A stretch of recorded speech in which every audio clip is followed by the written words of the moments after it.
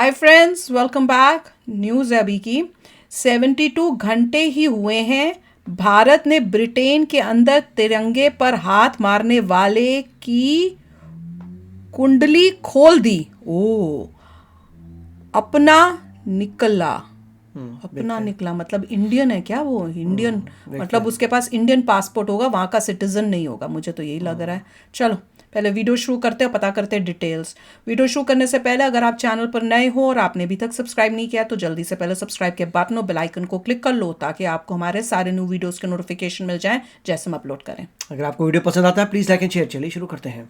आपकी स्क्रीन के ऊपर जो इस समय वीडियो प्ले हो रही है, ये वीडियो आज से ठीक 7 दिन पहले मार्च 19 की है। ये वीडियो ब्रिटेन के लंदन में स्थित इंडियन हाई कमीशन के बाहर की है। वीडियो में आप साफ देख सकते हैं कि फ्रीडम ऑफ एक्सप्रेशन के नाम पर Khalistani elements Indian high commission के बाहर इकट्ठा हुए हैं एंड भारत की एम्बेसी के ऊपर हमला कर रहे हैं। इस वीडियो में आपको एक सिख व्यक्ति साफ तौर पर दिखाई दे रहा होगा जो इंडियन हाई कमीशन की बालकनी के ऊपर सीधा चढ़ गया था एंड इसने भारत के तिरंगे को नीचे गिरा दिया था। हालांकि इंडियन हाई कमीशन के ब्रेव और बोल्ड व्यक्ति ने समय रहते भारत के तिरंगे को सेफली इस व्यक्ति के हाथ लगने से बचा लिया था। अब इस सिख व्यक्ति ने भारत के तिरंगे को जो नीचे गिराया है ये भी फ्लैग कोड ऑफ इंडिया के खिलाफ है। ये तो शुक्र है कि नीचे खड़े खालिस्तानी एलिमेंट्स के हाथ भारत का तिरंगा नहीं लगा, वरना इन सब ने तिरंगे को फाड़कर या तो पैरों तले नीचे कुचल दिया होता या फिर जला दिया होता। अब ये जो व्यक्ति इंडियन हाई कमीशन की बालकनी के ऊपर चढ़ गया था जिसने भारत के तिरंगे को नीचे गिराकर खालिस्तान का झंडा फहराया था, ये बहुत ही आसानी से भारत की सिक्योरिटी एजेंसीज की नजर में चढ़ गया है। इंडियन हाई कमीशन की कंप्लेंट के ऊपर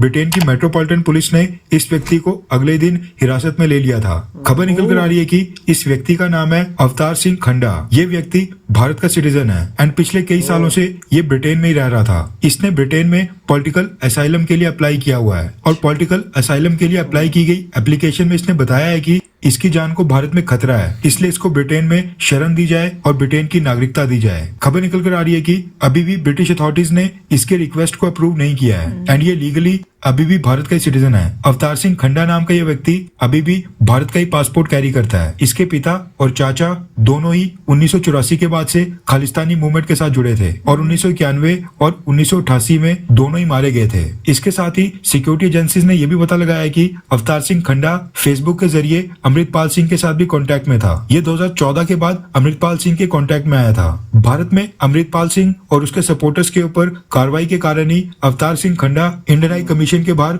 वायलेंस के ऊपर उतर आया था। भारत की तरफ से ब्रिटेन के ऊपर प्रेशर इतना था कि ब्रिटिश गवर्नमेंट को इसके खिलाफ कार्रवाई करनी पड़ी और अवतार सिंह खंडा को अरेस्ट करना पड़ा। लेकिन हम सबको पता है कि ब्रिटेन में इसके ऊपर कोई बड़ा एक्शन कभी नहीं लिया जाएगा। फ्रीडम ऑफ एक्सप्रेशन का हवाला देकर इसके ऊपर लगाए गए ऑफेंस ड्रॉप कर दिए जाएंगे एंड जो सेवा पानी इसकी भारत में होगी वो ब्रिटेन की मेट्रोपॉलिटन पुलिस कभी भी नहीं कर पाएगी। ऐसे में भारत सरकार ने अब ब्रिटेन से कहा है कि अवतार सिंह खंडा को अब भारत को ही सौंप दिया जाए। इसकी सेवा पानी भारत की सिक्योरिटी एजेंसीज और भारत की पुलिस खुद ही कर लेगी। रेफरेंस के लिए आपकी स्क्रीन के ऊपर न्यूज 18 के आर्टिकल का स्क्रीनशॉट है जिसके मुताबिक भारत इंडियन हाई कमीशन के ऊपर अटैक में अरेस्ट किए गए सेपरेटिस्ट व्यक्ति को ब्रिटेन से डिपोर्ट करके भारत वापस भेजने की मांग कर रहा है। अब ये पिछले कल का आर्टिकल है एंड खबर निकल कर आ रही है कि भारतीय सरकार ने इंडियन हाई कमीशन के ऊपर हमले के 72 घंटों के अंदर ही ब्रिटिश गवर्नमेंट से अवतार सिंह खंडा को डिपोर्ट करके भारत वापस भेजने की रिक्वेस्ट कर दी थी। अभी ब्रिटेन की तरफ से इसके ऊपर कोई रिस्पांस आना बाकी है। बताया जा रहा है कि अवतार सिंह खंडा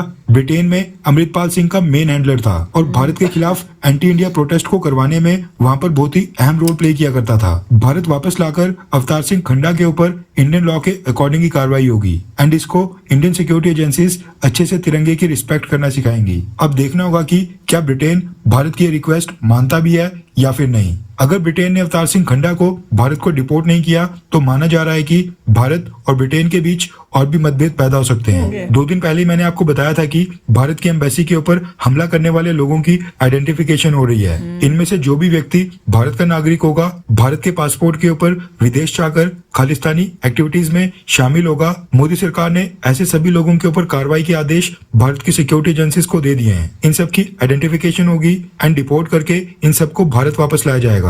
खैर, मोदी सरकार खालिस्तानी एलिमेंट्स के साथ जिस तरीके से डील कर रही है, जिस तरीके से इनके ऊपर कार्रवाई कर रही है, क्या आप उससे संतुष्ट हैं? हाँ या फिर नहीं, और भी सख्ती या फिर नरमी बरतनी चाहिए? नीचे कमेंट करके अपनी राय जरूर बताएं। तो मैंने आपको कहा था कि मोदी सरकार है, बीजेपी है, नहीं छोड़ेंगी। जो गलत करेगा, देश के अगेंस्ट जाएगा, उसको नहीं छोड़ेंगी। और वही देख लो, मैं कह रही थी ना, कुछ मेजर हुआ है तभी जो है यूके के पीछे हम लोग पड़े हुए हैं, क्योंकि उनको बोला गया है कि आप इस बंदे को भेजो और वो अभी तक भेज नहीं रहे। मेरा तो एक यही क्वेश्चन होगा यूके से कि अगर यही सिचुएशन उल्टी होती और आपकी कंट्री का, यूके का कोई फ्लैग इंडिया में कोई इस टाइप से कर रहा था, तो आप क्या एक्सपेक्ट करते कि क्या इंडिया उसको पकड़ के आपके पास भेजे? क्या आप ये एक्सपेक्ट करते ना? तो फिर आपको भी वही करना चाहिए जो अब इंडिया कह रहा है। और मैं तो ये देख के हैरान हो रही हूँ कि ऐसे लोगों को अगर असाइलम दे के ये कंट्रीज रख रही हैं, तो अपने लिए कितना मेजर प्रॉब्लम्स क्रिएट करने का सिनारियो वो खुद ही क्रिएट कर रहे हैं, क्योंकि उनके अंदर इस टाइप की वॉयलेंस है कि एनीथिंग एनीवेयर, जो उनको आप वहाँ पे रह के, अगर यूके में है रह के, उनको वो पसंद नहीं आया कि गवर्नमेंट, यूके की गवर्नमेंट ने ये किया है, तो वो तो वहाँ पे भी आपके लिए भी प्रॉब्लम्स क्रिएट करेंगे। तो जब आप असाइलम देते हो तो आपको प्रॉपर क्रॉस चेक करना चाहिए, सब देखना चाहिए कि किस टाइप के वो इन लोग हैं। असाइलम अभी नहीं दिया, पर उसके कंसिडर तो कर रहे हैं ना, रखा तो है अपनी कंट्री में उसको। तो ऐसे लोगों का पीछे बैकग्राउंड चेक होना चाहिए, सब देखना चाहिए कि क्या चल रहा है। मेरे ख्याल से तो यूके को साफ साफ डिपोर्ट कर देना चाहिए, Indian government is asking. Crime commit हुआ है। हाँ, और क्राइम कमिट हुआ है तो इंडियन सिटीजन ने क्राइम कमिट किया है तो उसको डिपोर्ट कर देना चाहिए। अब रियल टेस्ट आता है कि between relationship of India and UK का रियल टेस्ट है, ये देखना है कि यूके डिपोर्ट करता है कि नहीं करता। अगर यूके डिपोर्ट नहीं करता, इसका मतलब इंडिया को फिर जो है थोड़े टफ एक्शंस लेने पड़ेंगे। अगर रिलेशन ख़राब होती है सो बी इट, बट बहुत ही टफ लेने पड़ेंगे और ये करना पड़ेगा कि और तेज़ी से इंडिया आगे बढ़े। अभी यूके कोई पीछे छोड़ा है जीडीपी में, अभी देखेंगे कुछ साल बाद क्या होता है। बट मैं तो ये कहूँगा बहुत ज़बरदस्त टेस्ट है कि क्या यूके अपना ट्रेड, अपना दुनिया भर का जितना भी पैसा, इकॉनमी सत्यानाश करेगा एक बंदे के लिए, ये हमें देखना है। एग्जैक्टली। और जो तुम्हारा सिटीजन भी नहीं है, अपने पूरे नेशन को अगर देखो, यूके अपने पूरे नेशन को देखे, अपने पूरे नेशन की ग्रोथ देखे, वेलबींग देखे, वो दाव पे लगा देगा एक बंदे के लिए। वही देखना है कि क्या होता है। बिल्कुल। अब आप भी शेयर करना अपने थॉट्स कि क्या होगा, भेजेंगे नहीं भेजेंगे, भेजना चाहिए नहीं भेजना चाहिए, और इंडियन गवर्नमेंट क्या एक्शंस ठीक ले रही है, और स्ट्रॉन्ग करने चाहिए कि कम होने चाहिए, आपका क्या सोचना है। तो चलो फ्रेंड्स, चलते हैं, मिलेंगे नेक्स्ट वीडियो में बहुत ही जल्द। Till then take care and bye bye. तो अगर आप मेरे इस चैनल पे नए हो तो जल्दी से सब्सक्राइब के बटन को हिट करो और बेल आइकन को क्लिक करो, ताकि आपको मेरा जब नया वीडियो मैं लगाऊं, आपको उसके बारे में जल्दी से पता चल जाए।